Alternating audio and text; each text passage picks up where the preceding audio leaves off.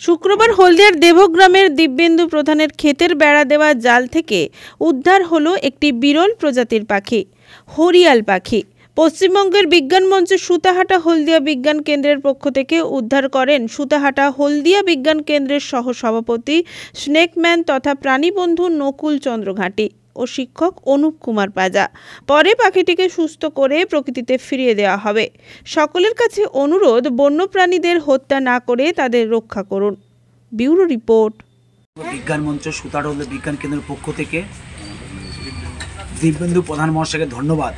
তিনি প্রকৃতির মধ্যে থেকে একটি হরিয়া পাখি, কি সুন্দর দেখুন, দেখতে অতীব সুন্দর। তিনি চেয়েছেন প্রকৃতি জিনিস প্রকৃতি ফিরতে, কারণ প্রকৃতির সমস্ত প্রাণী বেঁচে থাকার অধিকার আছে, তার সঙ্গে সঙ্গে খাদ্য চক্রের বড় ভূমিকা থাকে। তাই পশ্চিমবঙ্গ বিজ্ঞান মঞ্চ সুতাহাটা বিজ্ঞান কেন্দ্রে আমি সহসভাপতি, আমার সঙ্গে রয়েছেন আমাদের পশ্চিমবঙ্গ সুতাহাটা বিজ্ঞান কেন্দ্রের কোষাধ্যক্ষ অনুপ পাজা। আপনারা জানেন আমি স্নেকম্যান, সঙ্গে সঙ্গে প্রাণীবন্ধু নকুল ঘাটি। কেন এটাকে বাঁচাতে হবে? এত সুন্দর প্রাণী প্রকৃতিতে পাওয়া খুব কষ্টকর, তাই প্রকৃতি থেকে ফিরে দেওয়াই আমাদের কর্তব্য। তাই উনিও চেয়েছেন যে প্রকৃতির জিনিস প্রকৃতি ফিরে যায় যাতে। তাই সবাইকে পশ্চিমবঙ্গ বিজ্ঞান মঞ্চ সুতাহাটা বিজ্ঞান তথা পূর্ব মেদিনীপুর জেলা কমিটির পক্ষ থেকে ধন্যবাদ জানাই। নমস্কার, ধন্যবাদ। রঞ্জন মাইতির রিপোর্ট, খবর BCBS।